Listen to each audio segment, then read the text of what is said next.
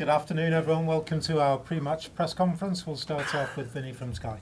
David, just wanted to start on the abuse suffered or that's been suffered by referees at the moment as well, particularly highlighted by what Michael Oliver's had to deal with on social media as well. Just wonder what responsibility is there for players, coaches, even the media as well, to set the right example?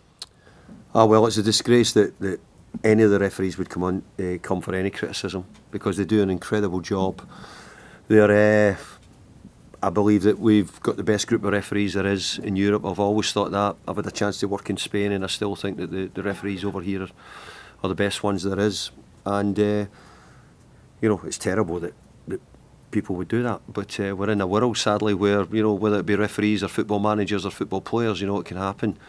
But I have to say that I think the referees, and Michael Oliver especially, has been an excellent referee over the years and still is. For yourselves, how do you weigh up the positivity of 2 wins on the bounce against the injuries suffered by Mangala and Dominic Calvert-Lewin? Well, it's an incredible big blow to us, because to lose 2 players, but the one thing that did come out of it is we took 3 points out of the game, which was the real positive, from the game. But the blow was to lose the 2 players for quite a long period by the looks of it. But we have to go on, that's what happens.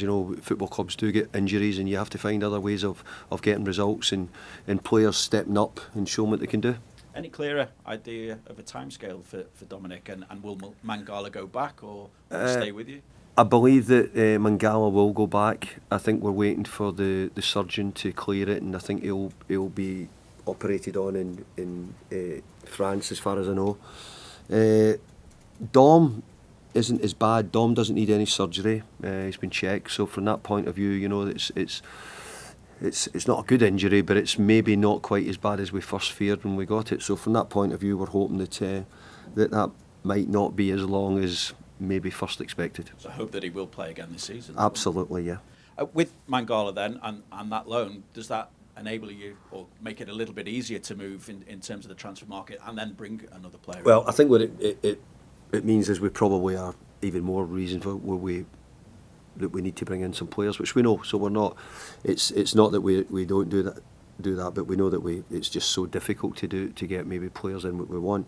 But overall, we're really sad for both players. Really sad for Mangala, who, actually the action was nothing. It was pretty much near the end of the game, 80 minutes around about that time, or 75 minutes. So it was really sad that it happened, and he's sort of been very good in the games we've played as well, and I've been pleased with him, so disappointed for the boy. Obviously you're speaking a lot to Kevin Thirlwell, so I just wonder how confident you are of adding to the squad now.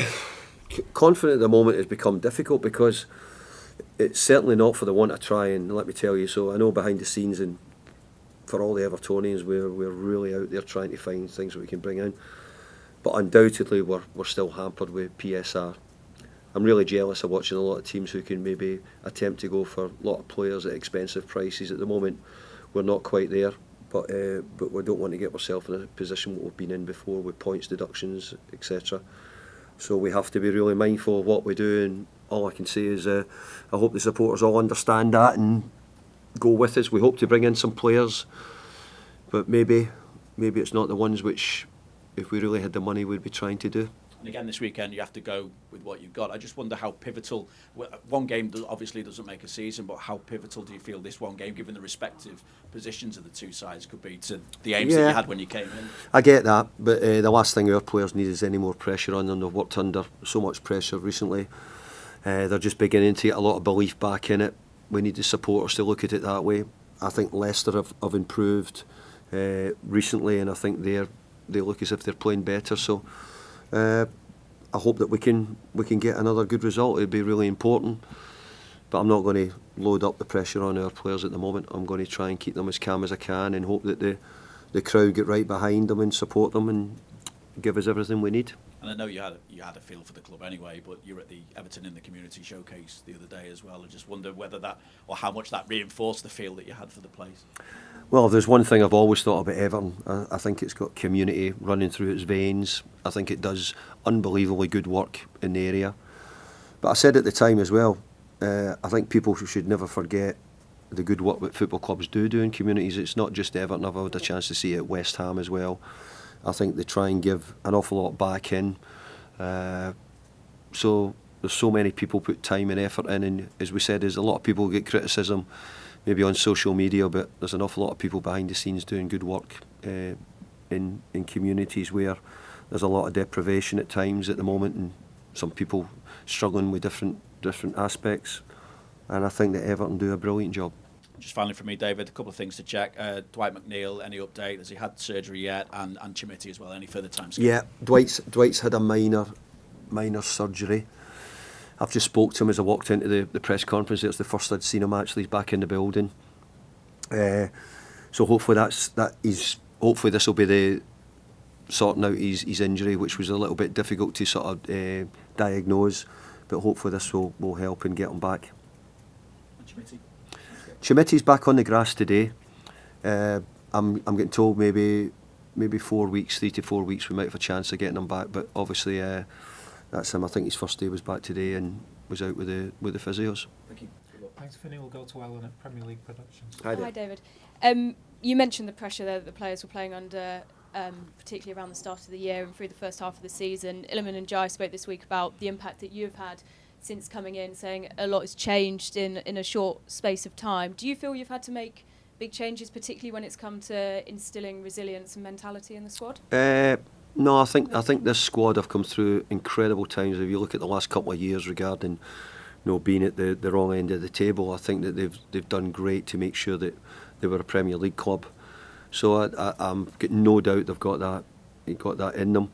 I think the changes we're trying to make is, can we improve on different little bits, things which maybe they felt as if they've been missing themselves, the players. But I think the players deserve the credit. The players have really adapted very quickly. We've started to feel as if we might make a few more chances. Obviously, we're losing Dom at the moment, which is a blow to us. But I actually think that there's been a lot of positives. But like last week against Brighton, we had to show a lot of the stuff which been ingrained in the players here over the years. They're hard to beat, hard to play against, don't make it easy, which is a great thing to have. And in terms of seeing games out, like you of course have done in the last 2 games, but particularly against Brighton, how much is that necessary as a solid foundation for building the squad on, and how much encouragement does that give you for the rest of the season? Well, I've always thought that the best teams have the best defence mainly, and I think that you've got to have a good defence to make sure that you're always in a good position to win games. Us winning the game last week was probably down to a really good rearguard defensive performance.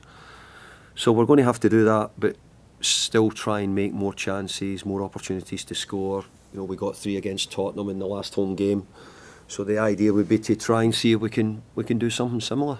And not just creating chances, but converting them as well. 3 of the 5 players with the most shots and chances combined without registering a goal and assist in the Premier League are Everton players, particularly with Dominic now sidelined. How important is it that those players now step up and convert the chances? Yeah, absolutely.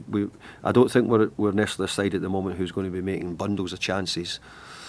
We've done quite a few though, I have to say. Against Tottenham we made a lot of chances, more than the 3 that we've done, and even against Aston Villa we had a couple of opportunities in that game as well. So we have to try and find a way of keeping making the opportunities. But I take your point, yeah, we do. We everybody needs to step up. We need to look to see if we can score some more goals from set pieces. We need to look to see if we can score them in open play as well. So let's hope we can do that. Thanks, Ellen. We'll go to Julia. Hi, David. Hi there. Just wondered if you could explain a little bit more about just the complexities of working in a January transfer window and with PSR, because this club has had PSR highlighted over the last couple of years.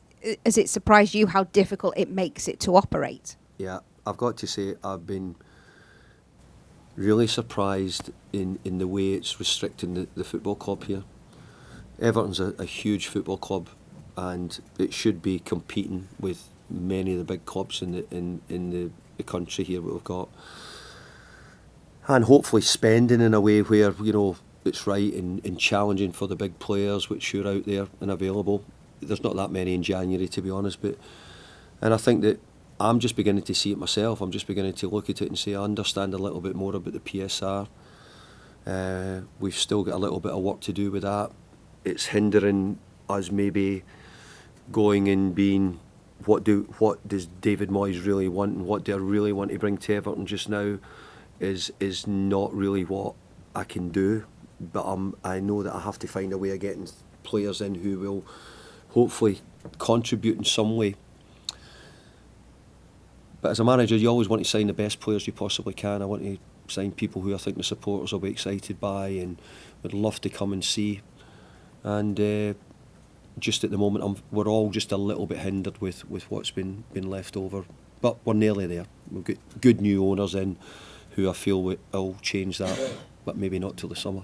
Yeah, and with that said then, if you can't do any business because of those regulations that are in place, do you feel this squad has got enough in it to stay up in the Premier League? Well, I hope so.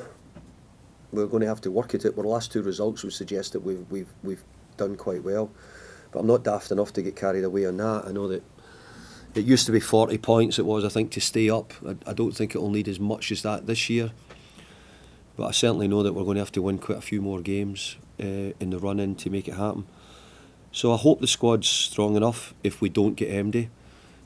But in a way, I'm still saying, look, I would like to bring a couple of players in if we can, and it might just be people who can help me try and make sure in case we picked up any more injuries. And because once we get January out the way, that's it. We can't do any more. And on that note, the good news this week is you've had Tim Irabunan back into training as well. James Garner came off the bench last week, so you're getting bodies back. Is Tim someone that can possibly feature in the squad this weekend? He could do, yeah, and he may well do because we've not got so many about. But what I'm saying, I think Tim needs a good bit of training at the moment. I think he's just coming back, and I think he'll need a week or two more before I would probably think that he'd be ready for the real action.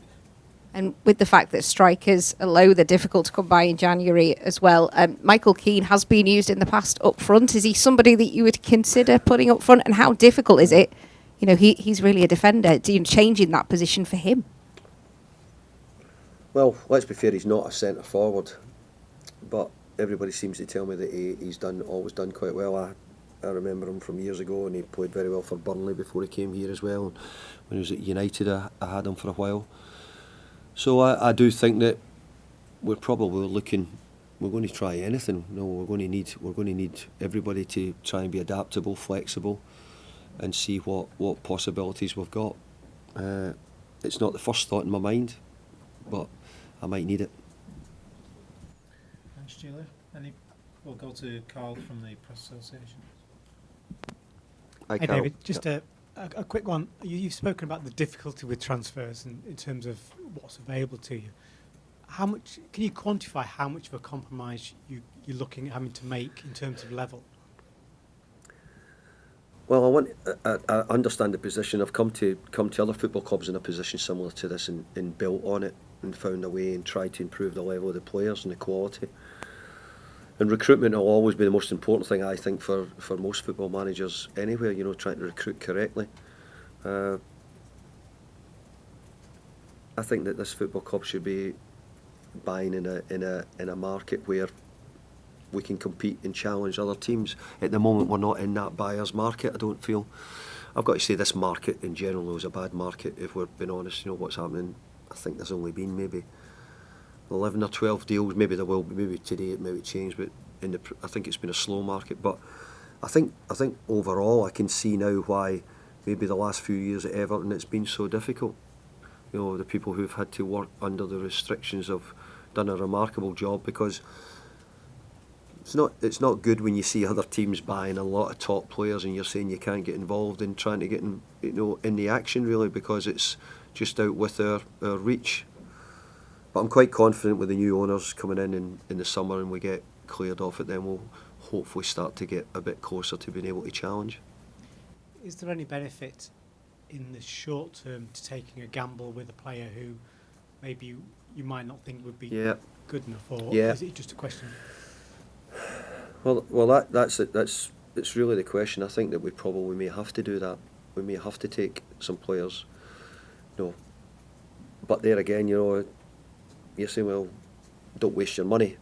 So whatever you do could be right or wrong. Whatever you go, So it's easy it's not easy when you're asking the questions. I don't mean that, but it's easy. Whatever we do, if it doesn't work, you should say, well, they shouldn't have done it. They should have done the other.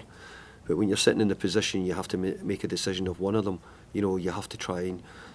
My feeling is that we need to bring in some players and we need to probably add something to the squad rather than not. So my aim is in the next 2-3 days, whatever we've got left, is to try and make sure that we bring something else in. I hope that it will have an impact in the team if possible. Thanks, Carl. Any further